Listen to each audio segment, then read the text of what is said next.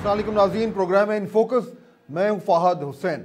नाज़रीन, मैं आज का प्रोग्राम चंद ऐसे सवालों से शुरू करूंगा जो मैं आपसे पूछना चाहता हूं। पहला सवाल, क्या आप ब्रॉडशीट स्कैंडल की असल हकीकत जानना चाहते हैं? दूसरा सवाल, क्या आप ये जानना चाहते हैं कि स्कैंडल के असल जिम्मेदार कौन लोग हैं?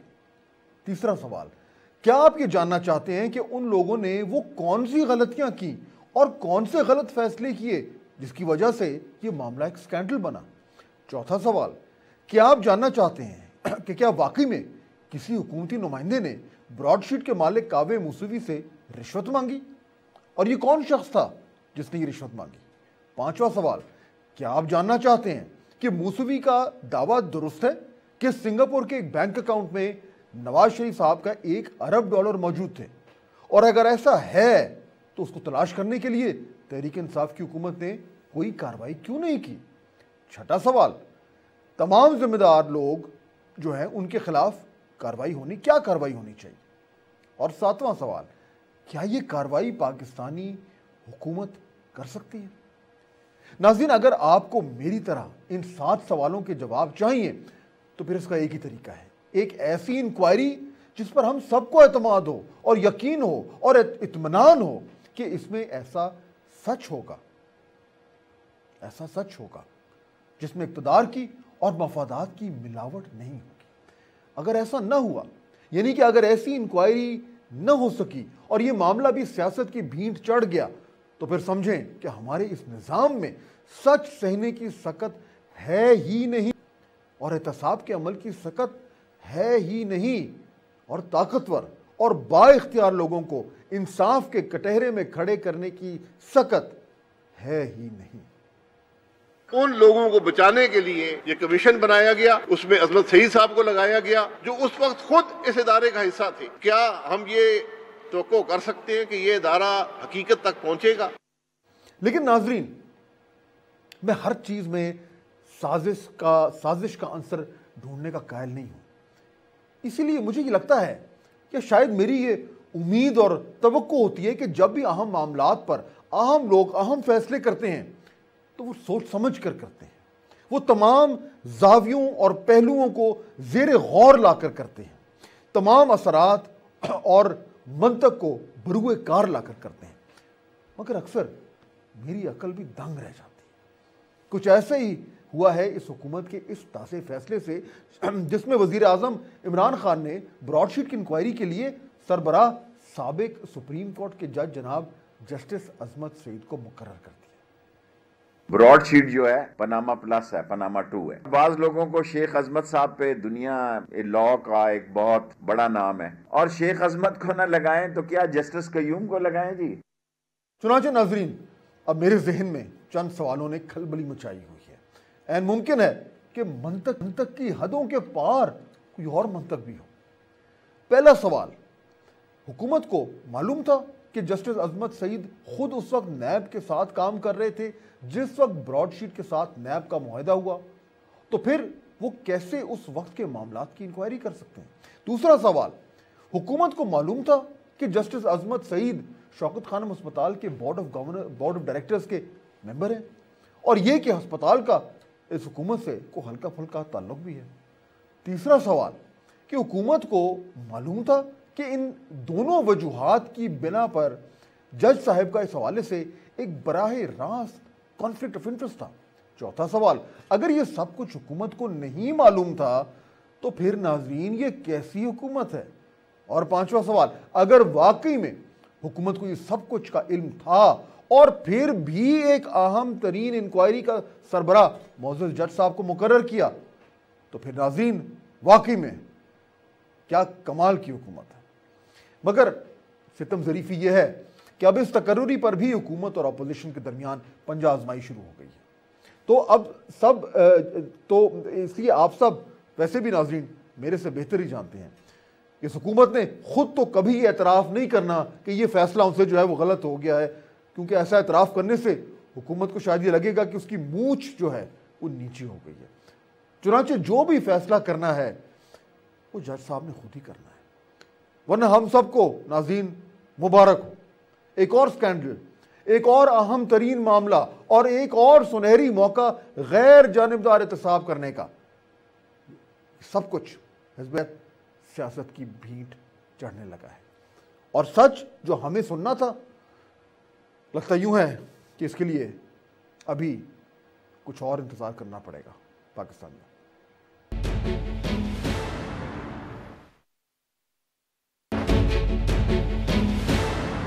नाज़रीन, ब्रेक के बाद खुश आमदेद। गुफ्तगू में कर रहा था जो ब्रॉडशीट स्कैंडल है उसमें जो तनाज़ात है वो ख़त्म होने का नाम ही नहीं ले रहे। हर रोज़ एक नया प्रॉब्लम जो है वो खड़ा हो जाता है। और अभी हम बात कर रहे थे कि जो इंक्वायरी कमीशन की तैनाती हुई है, उसके सरबराह जिनको नामजद किया गया, उनके ऊपर एक नई कंट्रोवर्सी खड़ी हो गई है।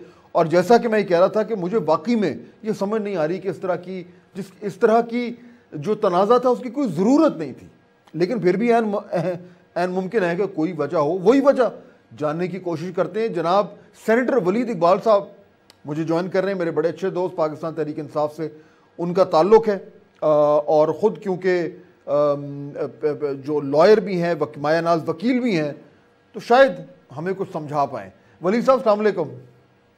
वालेकुम सलाम जी। अच्छा, मैं ये कह रहा था कि ये जिस तरीके से ये ब्रॉडशीट स्कैंडल जो है वो एकदम जो है वो हमारे उफक पर जो है वो उभर कर सामने आया है और उसके बाद उसमें एक बड़ा अच्छा फैसला किया। यानी मैं इस पर लिख भी चुका हूँ कि ये अच्छा फैसला था गवर्नमेंट का कि तमाम तर जो वो अवार्ड था सर एंथनी एवंस का, उसको उन्होंने पब्लिक कर दिया। अब जब उसकी इंक्वायरी का वक्त आया है तो एक ऐसे मोअज़्ज़ज़ जज साहिब को लगाया जिनके ऊपर उंगलियां उठनी शुरू हो गई। इसलिए नहीं क्योंकि ज़ाती तौर पर उनके ऊपर कोई मसला है, क्योंकि एक डायरेक्ट कॉन्फ्लिक्ट ऑफ इंटरेस्ट है। वली साहब, मुझे मंतक नहीं समझ आ रही, क्या ज़रूरत थी इन साहब को लगाने की? देखें जी, सबसे पहली बात तो ये है कि ब्रॉडशीट के स्कैंडल का जो आप जिक्र कर रहे हैं और वो कह रहे हैं कि जी उससे बहुत से तनाज़ात उभर रहे हैं। एक चीज़ तो वाज़ेह है और मेरा ख्याल आप उसको तस्लीम करेंगे। मैं सॉरी, आपके सवाल का जवाब फिलहाल नहीं है, लेकिन मैं ज़रूर जवाब दूंगा। एक चीज़ जो है कि उसकी जो भी कार्रवाई हुई, उसका मुआहदे का दस्तखत होना, मुआहदे का जो है उसको टर्मिनेट करना, उसके ऊपर आर्बिट्रेशन प्रोसीडिंग शुरू होना, उसके ऊपर आर्बिट्रेटर का फैसला आना, ये सारा कुछ जो है इसका पीटीआई गवर्नमेंट से कोई ताल्लुक नहीं। पीटीआई के दौर से पहले ये हुआ, 2000 में मुआहदा साइन, 2003 में टर्मिनेट, 2009 में आर्बिट्रेशन शुरू जब पीपीपी गवर्नमेंट थी, 2016 में उसका फैसला जब पीएमएलएन की गवर्नमेंट थी। तो एक तो पीटीआई का उससे कोई ताल्लुक नहीं है, उन फैसलों से, उस कार्रवाई से जो कि वो सारी हुई, जिसके नतीजे में वो ब्रॉडशीट का आर्बिट्रेटर का फैसला आया। अगली बात ये है, आप कह रहे हैं ना, आपने भी लिखा है इस पे। आज मैं जितने जरीदे, मैं 3-4 अखबार रोज पढ़ता हूँ, जितने जरीदे मैंने देखे हैं आज, किसी ने जो है बशमूल आपके जरीदे की, और सबसे नुमाया ये कि जो साबिक गवर्नर पंजाब, अल्लाह मग़फ़िरत करे उनकी, सलमान तासीर साहब का जरीदा है, उनके भी जो आज इदारिया है एडिटोरियल, उसमें भी दो चीज़ें वाज़े नज़र आती हैं। नंबर एक कि वो कहते हैं कि जी ये ब्रॉडशीट के से ये जो कम अज़ कम अदालती बात जो है लिखी हुई तहरीरी, उससे एक चीज़ का तो बिल्कुल वाज़े शवाहिद मिलते हैं कि Sharif family was involved in laundering money and taking it abroad into bank accounts and properties. लेकिन सवाल जो मेरा है जी, जस्टिस अजमत सईद, दूसरी जो बात उन्होंने की है, जस्टिस अजमत सईद की क्रेडिबिलिटी को उन्होंने मुकम्मल तौर पे तस्लीम किया है। और मैं आज के जरीदों में जो देखा है, सवाए पीएमएलएन के उस प्रेस कॉन्फ्रेंस के जो उन्होंने पार्लियामेंट लॉजेस में की कल, या वो अपोजिशन के एक दो नुमाइंदों के, किसी जरीदे ने, किसी गैर जानिबदार तज्जिया निगार ने जस्टिस अजमत सईद की क्रेडिबिलिटी को क्वेश्चन नहीं किया। मैं सिर्फ ये, देखिए उसमें दो इश्यूज है ना, जी, वो ठीक है। देखिए ये बात तो इसमें कोई दो राय नहीं है कि मुअज़्ज़ज़ जज साहब जो थे वो उस वक्त, ये जो पीरियड है जब ब्रॉडशीट से मुआहिदा हो रहा था सन 2000 के आसपास, वो नैब के साथ काम कर रहे थे, इसमें तो कोई दो राय नहीं है। अगर वो उस वक्त नैब के साथ काम कर रहे थे और आज उसी दौर के हालात को उन्होंने नैब के हवाले से इन्वेस्टिगेट करना है, तो डायरेक्ट कॉन्फ्लिक्ट ऑफ इंटरेस्ट है। और ऊपर से वो शौकत खानम हॉस्पिटल के बोर्ड ऑफ डायरेक्टर्स के मेंबर भी हैं, तो इसमें तो कोई यानी कि दो राय है नहीं कि ये डायरेक्ट कॉन्फ्लिक्ट ऑफ इंटरेस्ट है। नहीं जी, ये मेरे ख्याल में बिल्कुल डायरेक्ट भी कॉन्फ्लिक्ट ऑफ इंटरेस्ट नहीं है और इनडायरेक्ट भी कॉन्फ्लिक्ट ऑफ इंटरेस्ट नहीं है। ये बात तो वाज़ेह है कि वो सन 2000 में बतौर डिप्टी प्रोसिक्यूटर जनरल के वहां पे आए। ये मुआहदा 2000 में दस्तखत हुआ, लेकिन उस पे इनके दस्तखत नहीं है। उस पे जनरल जो है वो है जो उस वक्त के डायरेक्टर जनरल थे या चेयरमैन थे, दूसरे जो प्रोसिक्यूटर जनरल उस वक्त के थे जो फारूक खान साहब, और फिर एक तीसरी को साहब है जिनका विटनेस है उस पर, इनका उससे कोई ताल्लुक नहीं है, नंबर एक।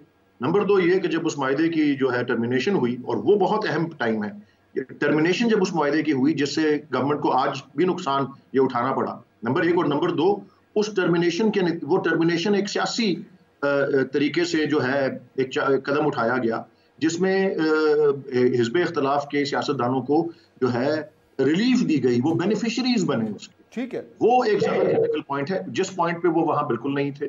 अहम बात जो इसमें है वो ये है कि क्योंकि उनका बैकग्राउंड एज ए लॉयर जज बनने से पहले, और बाय द वे 2004 में वो लाहौर हाई कोर्ट के जज बन गए थे, ये भी अहम है। तो बतौर एक लॉयर के, लेकिन वली साहब उनका काम जो है, उनकी एक्सपर्टीज व्हाइट कॉलर क्राइम में रही।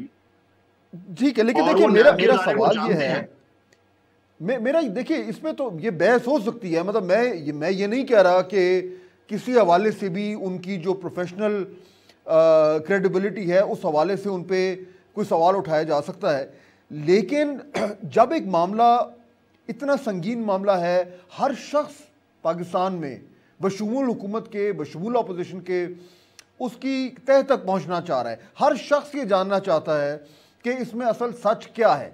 जब इस तरह का मामला हो जिसमें यानी तमाम तर हुकूमतों के दौर गुजरे हैं, तो इतना ज़रूरी होता है कि उसमें कोई कंट्रोवर्सी ना हो और कोई ऐसा शख्स हो जिस पे सब कह सके कि हाँ ये किसी को फेवर नहीं करेगा।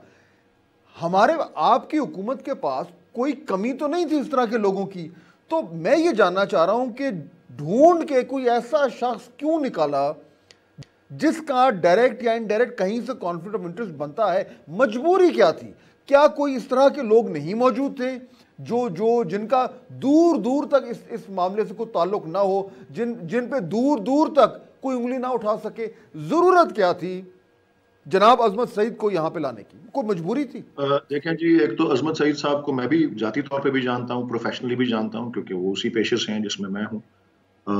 आपने ये जो बात की, मैं ये वसूख से और यकीन से कह सकता हूँ कि ये किसी को फेवर नहीं करेंगे। मेरा जो रोना है ना वली साहब, वो ये है कि हमने अपने इस पूरा जो हमारा सियासी माहौल है उसको हमने इतना कशीदा कर दिया है कि अगर जेन्युइनली अगर एक ऐसा इशू आ रहा है जिसपे हम सब का ये फायदा है कि उसमें से जो असल हकीकत है वो बाहर निकले, हम सब की जरूरत है, उसमें भी अगर हम इस तरह का फैसला नहीं कर सकते जिसकी बुनियाद पे जो है हम कह सकें कि जनाब हकायक सामने आ गए, तो फिर तो मेरा ख्याल है हमारे इस निज़ाम में या हमारी जमातों में या हमारे लीडर्स की फैसला साजी में बहुत ज़्यादा झोल है।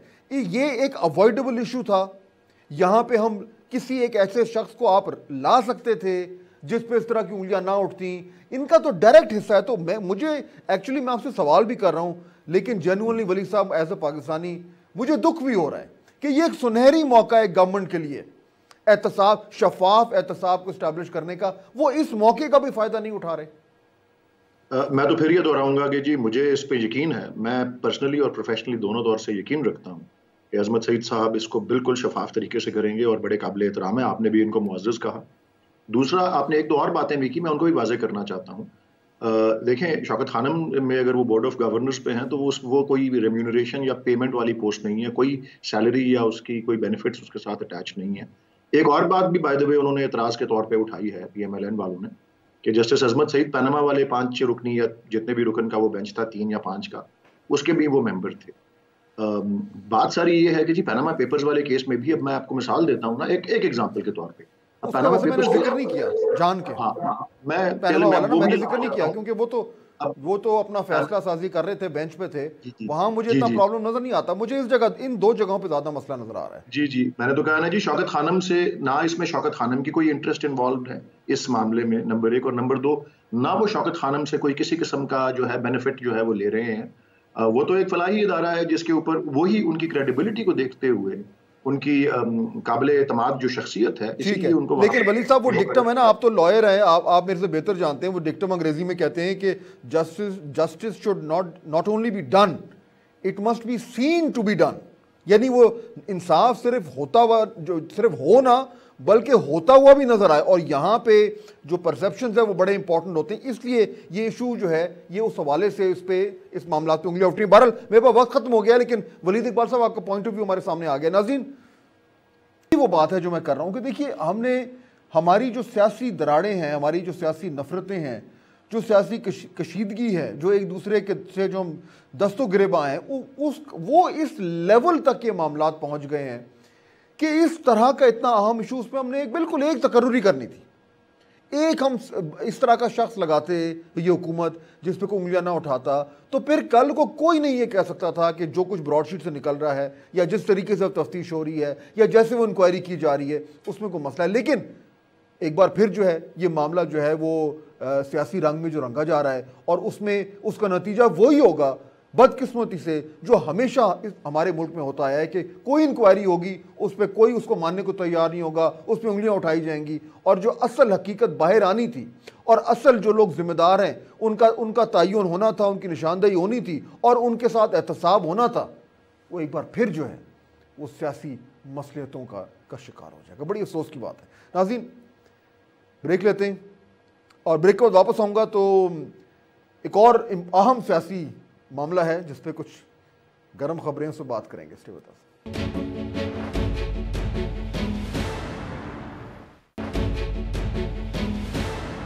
नाज़रीन, ब्रेक के बाद खुशामदेद। आज हुकूमत ने बाकायदा तौर पर पाकिस्तान डेमोक्रेटिक मूवमेंट यानी कि पीडीएम को लॉन्ग मार्च की इजाजत दे दी। यह भी एक अनोखा ऐलान है और यह अनोखापन अपोजिशन को मेरे ख्याल में चुभना चाहिए, क्योंकि जब एक हुकूमत इतनी पुरएतमाद हो जाए कि वो अपने मुखालिफिन को खुद अपने खिलाफ हुकूमत गिराव मुहिम को परवान चढ़ाने के लिए इस्लामाबाद आने की खुली इजाजत दे दे, तो फिर अपोजिशन को वाकई में जरा सर खुजाकर सोचना चाहिए कि वो इतने बेअसर क्यों हो गए।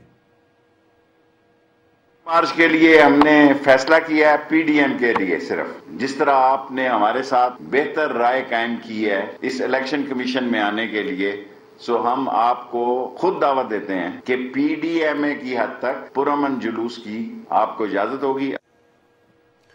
नाजरीन, मेरी नजर में हुकूमत को पहली बार अपनी गलती का एहसास गुज़श्ता साल मुल्तान वाले जलसे में हुआ था, जिसमें हुकूमत पंजाब ने पकड़ धकड़ करके और खामखा में अपोजिशन के जलसे को कई दिन तक मीडिया की हेडलाइंस की जीनत बनाए रखा था। उसके बाद से मुझे लगता है कि हुकूमत ने यह फैसला किया कि कोई ज़रूरत नहीं है रोकथाम की। चुनाचे तब से लेकर अपोजिशन ने तमाम जलसे बगैर किसी सरकारी मुज़ाहमत के मुनक्किद होने दिए हैं और वो होते रहे हैं। रह गई थी बात इस्लामाबाद शहर में जलसे जुलूस की, और ख़ास तौर पर रेड जोन के अंदर। तो लगता यूं है कि हुकूमत का ये खौफ भी इलेक्शन कमीशन के बाहर रैली ने उतार दिया, और लगता यूं भी है नाजरीन कि इस वक्त कुछ हद तक जोर ज़बरदस्ती की जो सियासत है उसका दौर ख़त्म या तो हो गया है या होने जा रहा है। और ऊपर से हुकूमत की ये भी हिकमत अमली है कि अपोजिशन को एक्सपोज होने दो, यानी कि लोग तो इतने आ नहीं रहे जलसों में, तो बेहतर होगा कि खुद ही अवाम देख लें कि पूरा जोर लगाने के बावजूद भी अपोजिशन के जलसों की तादाद कितनी है और उसमें कितने लोग आ रहे हैं और उसमें जोश खरोश कितना है। चुनाचे नाज़रीन, जलसे भी हो गए, ज़िमनी इंतखाब भी होने जा रहे हैं, सेनेट के इलेक्शन जो हैं वो भी वक्त पर शेड्यूल हैं, लॉन्ग मार्च भी शायद होने को जा रही है, बॉयकॉट भी नहीं हुआ और हुकूमत भी नहीं गिरी। रह गई अपोजिशन की तहरीक के अलामती फ़ायदे, तो हाँ उन पर बहस हो सकती है, लेकिन अलामती फ़ायदे बहस तक ही महदूद रहते हैं। पावर पॉलिटिक्स में उनका कुछ ख़ास लेना देना नहीं होता। नाज़रीन, क्या अपोजिशन को इस बात का एहसास है कि उनकी मुहिम कामयाबी से काफ़ी दूर है, और यह कि हुकूमत सियासी तौर पर कमज़ोर नहीं, शायद मज़ीद मजबूत होती जा रही है? और अगर वाकई में अपोजिशन के तजुर्बाकार सियासतदानों को यह एहसास हो चला है, तो फिर अब क्या करना है? अगले इलेक्शन का इंतज़ार करना है, और क्या तब तक इसी तनख्वाह पर काम करना है? यही वो बड़ा सवाल है जो मैं लेके चलूँगा। मेरे आज के मेहमान पाकिस्तान मुस्लिम लीग नून के मरकज़ी रहनुमा हैं, member of the national assembly हैं गुजरांवाला से, साबिक वफाकी वज़ीर भी हैं जनाब खुर्रम दस्तगीर साहब। खुर्रम साहब, अस्सलाम वालेकुम। वालेकुम अस्सलाम। अच्छा, मुझे तो ये लग रहा है कि ये एक सुप्रीम कॉन्फिडेंस है गवर्नमेंट का। आपको क्या लग रहा है? पहली बात तो ये जी कि जो हमारा हमारा हक़ एहतजाज है वो कोई खैरात नहीं है और हमने इसका मुजाहरा किया है। आपने भूल गया कि गुजरांवाला में भी हमें रोकने के लिए जब पहला जलसा था पीडीएम का 16 अक्टूबर को, उससे पहले भी पकड़ धकड़ की गई थी, कोविड के पर्चे दिए गए थे, कंटेनर लगा दिए गए थे, लेकिन अल्लाह ताला के करम से हमने वो जलसा किया। और उसके बाद जब भी हुकूमत ने रुकावटें लगाने की कोशिश की है, हर जलसे में ये कोयटा के जलसे में मुझे याद है कि बड़े ज़ोर से इन्होंने कहा कि कोई मोबाइल नहीं चलेगा, सारी कवरेज बंद कर दी। लेकिन फिर भी हमने जलसा किया और जो तकरीर वो रोकना चाहते थे मियाँ नवाज शरीफ की, वो तकरीर भी हुई। तो ये तो पूरी कोशिश कर रहे हैं और अब अगर शेख साहब जो हैं वो 5th जनरेशन वॉरफेयर हम पे खेलना चाहते हैं तो वो खेल दें। लेकिन जिस तरह कल भी एक बड़ा अजीब वाकया हुआ कि हम मुस्लिम लीग नून की प्रेस कॉन्फ्रेंस पार्लियामेंट लॉजेस में होनी थी, जिसे रोकने की कोशिश की गई और फिर हमने फिर भी जो है वो फिर अपना हक इस्तेमाल किया। और देखिए, जो आज़ादी है और हमारे जो पाकिस्तानियों के आईनी और शहरी हकूक हैं, ये कभी भी खैरात में नहीं लिए जाते, ये उनको असर्ट करके उनके ऊपर अमल करके लिए जाते हैं। ये तो हम जारी रखेंगे और शेख साहब की बात बहुत हद तक बेमानी है।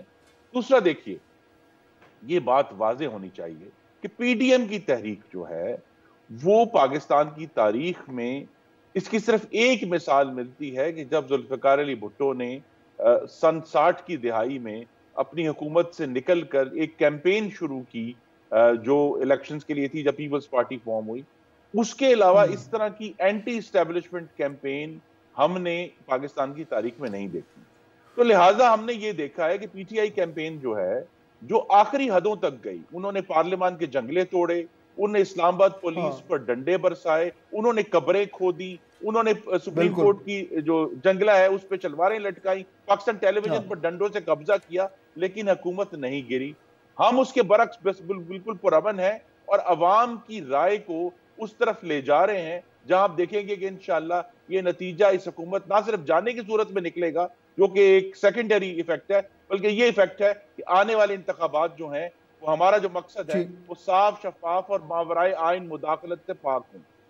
लेकिन उससे इससे अखज़ ये हुआ खुर्रम साहब, इससे अखज़ ये हुआ कि ये हुकूमत जो है ये अपनी गलतियों से और आपकी हुकूमत की गलतियों से सीख रही है। यानी कि मेरा क्या मतलब है, जब ये लोग ये लॉन्ग मार्च लेके और धरना लेकर आए थे जब आपकी गवर्नमेंट थी, और उसके बाद जो कुछ हुआ वो हमारे सामने है।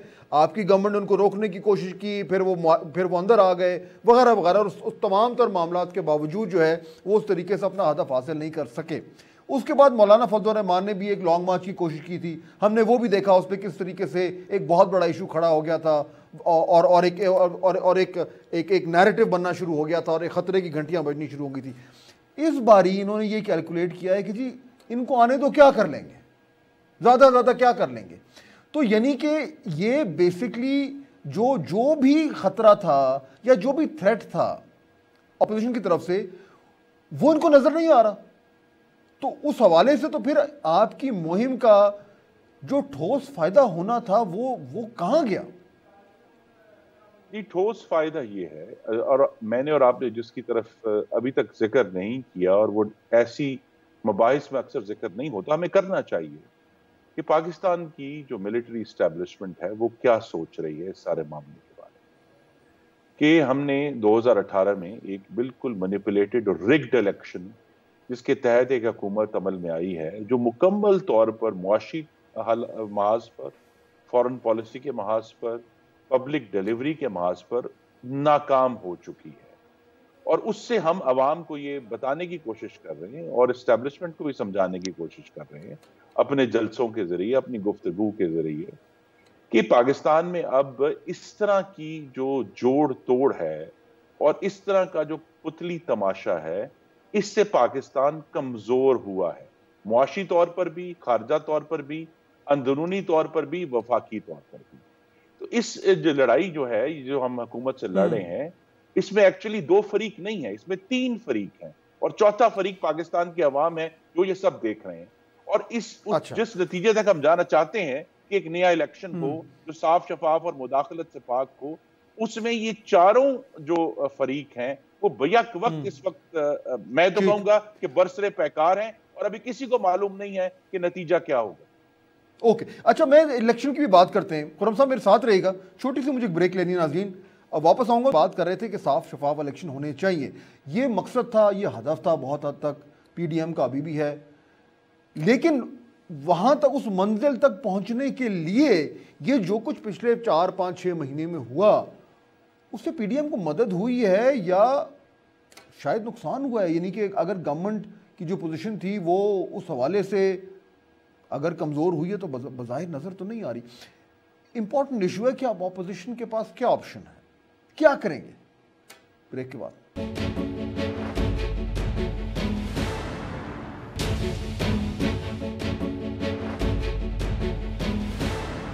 नाज़रीन, ब्रेक के बाद खुश आमदेद। खुर्रम साहब, अब ये इजाज़त तो मिल गई, मैं थोड़ा सा अब ज़रा एक स्पेसिफिक सवाल पे आना चाह रहा हूँ।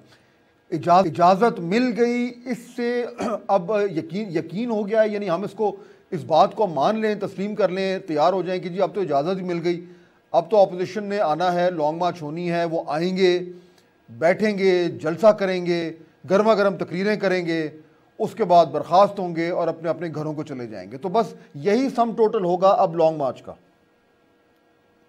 लेकिन यही तो मैं कहता हूँ, ये सम टोटल इस बुनियाद पर है, इस मामले के 2 फरीक हैं, हालांकि फरीक 3 है, और उस तीसरे फरीक को इस सारी कैलकुलेशन में लाए बगैर जो है, हम पाकिस्तान में जो भी सियासी हरकत होती है उसको अगर हम उस पर कयास करेंगे तो वो गैर हकीकी होगा। और यही कि ये लॉन्ग मार्च जो है वो होना है, इंशाल्लाह होगा मार्च के महीने में। लेकिन आप इस पर गौर फरमाएंगे ना कि ये हुकूमत जो है ये मैं कहूँगा कि 2 क्यू की बैसाखियों पर खड़ी है, एक MQM और PMLQ। अगर ये मतलब कौमी असेंबली से ये 2 जमातें, बल्कि एक भी इनमें से हट जाए तो हुकूमत की मेजॉरिटी खत्म हो जाती है। और ये जो 2 जमातें हैं, आपको मालूम है कि हालिया हफ्तों में ही बड़े वाज़ेह तौर पर अपनी जो डिसग्रंटलमेंट है, जो उनको तहफ़्फ़ुज़ात और शिकायत है, उसका इजहार कर चुके हैं। MQM तो वाज़ेह तौर पर कहती है कि ये मज़ाक़ा खेज़ सवाल था कि हमें बताया जाए कि हम इस हुकूमत में क्यों हैं। भाई आप बता देना आप इस हुकूमत में क्यों हैं, आप सिर्फ इमरान खान की मोहब्बत में तो नहीं है ना इस हुकूमत में। इसी तरह जो है, जो हम गुफ्तगू सुनते हैं काफ लीग की तरफ से, वो इमरान खान की मोहब्बत में या उनकी पॉलिसी से जो है वो उनकी आंखें इतनी चकाचौंध नहीं हुई कि वो इस मोहब्बत में उस हुकूमत के साथ खड़े हैं।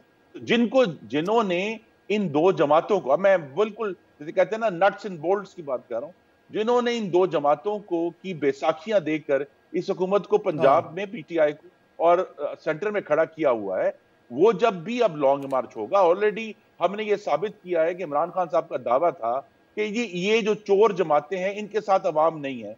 हम मुल्क के हर कोने में गए हैं, मजीद जा रहे हैं, लेकिन और हमने साबित किया कि अवाम हमारे साथ हैं। अब जब ये अवाम इस्लामाबाद आकर रुख करेगी तो फिर ये सिचुएशन ऐसी डेवलप होगी जिसमें इंशाल्लाह हम उस शफाफ इंतखाबात तक पहुंच सकेंगे। लेकिन खुर्रम साहब, ये जो जमातें हैं जिनका आप जिक्र कर रहे हैं, बात आपकी बिल्कुल दुरुस्त है, इसमें कोई दो राय नहीं है कि ये कोई इमरान खान साहब की मोहब्बत में उनके साथ नहीं जुड़े हुए, उनके अपने मफादात हैं और उनके साथ कुछ ऐसे लोग हैं जिनकी वजह से वो मजबूरन इनके साथ हैं, उसके साथ साथ वो इक़्तिदार के मज़े भी लूट रहे हैं। लेकिन सवाल फिर वही बनता है खुर्रम साहब के लॉन्ग मार्च करने से, यानी मुझे तो कोई ऐसी वजह नज़र नहीं आ रही कि ये 2 जमातें, चाहे वो MQM हो चाहे वो PMLQ हो, कोई वजह अभी तक सामने ऐसी नहीं आई कि वो इमरान खान साहब की, पाकिस्तान तहरीक इंसाफ की गवर्नमेंट छोड़कर और वो कहीं जाएं जिसके नतीजे में सेंटर में या पंजाब में कोई प्रॉब्लम होना शुरू हो। अगर PDM की मूवमेंट का एक हदफ ये था कि इत्तेहादियों में और इमरान खान साहब की गवर्नमेंट में कुछ दूरियां की जाएं, तो वो तो और कुर्बत हो गई है। जी, कुर्बत तो मैं उसे नहीं कहूँगा, वो तो समझें कि एक ज़बरदस्ती वो किसी खराद मशीन में दबाया हुआ है उनको, और वो प्रेशर एक दिन रिलीज होगा। लेकिन आप ये देखें ना कि हर गुजरते दिन और हफ्ते के साथ, चाहे वो ब्रॉडशीट के 5.25 अरब हों, चाहे आज जो हमें बताया गया है कि PIA ने 1.25 अरब रुपया पे कर दिया है उस कंपनी को जिन्होंने हमारा जहाज कब्जे में लिया हुआ है, इस तरह के जो मामलात हैं उनमें तेजी आती जा रही है। हुकूमत के हाथ से जो गवर्नेंस है, जो कभी भी नहीं थी, अब बिल्कुल ही निकलना शुरू हो गई है कि उनको पाकिस्तान की तारीख में बिजली की कीमत इतनी बढ़ानी पड़ रही है, इनसे जो है सर्कुलर डेट कंट्रोल नहीं हो रहा। तो जब ये सारे मामलात आप देखेंगे कि हर गुजरते हफ्ते के साथ इट विल गेट वर्स, क्योंकि इमरान खान साहब के हाथ टाइम खत्म हो गया मेरे पास नहीं है, तो हम उस हद तक पहुंचेंगे जहां इंशाल्लाह वो इंतखाबात होंगे जिसका जो हमारा हदफ है। ठीक हो गया, बहुत शुक्रिया खुर्रम दस्तगीर साहब। नाज़रीन, आप गुफ्तगू सुन रहे थे, लेकिन जो मैं शुरू में बात कर रहा था, देखिए अभी खुर्रम साहब एंड में बात कर रहे थे कि जी जो इकॉनमी के हालात हैं, कीमतें बढ़ रही हैं, इन्फ्लेशन है, वगैरह वगैरह दीगर मामलात हैं, वो बिल्कुल हैं। लेकिन ये बात हम सबको मेरे ख्याल में जहन में रखनी चाहिए कि अगर हुकूमत के ख़िलाफ़ को मुहिम चलती है तो उसके वो दो रीज़न्स देते हैं कि जनाब ये जो एक पावर पॉलिटिक्स है कि इनका रहना जो है वो मुश्किल हो जाएगा।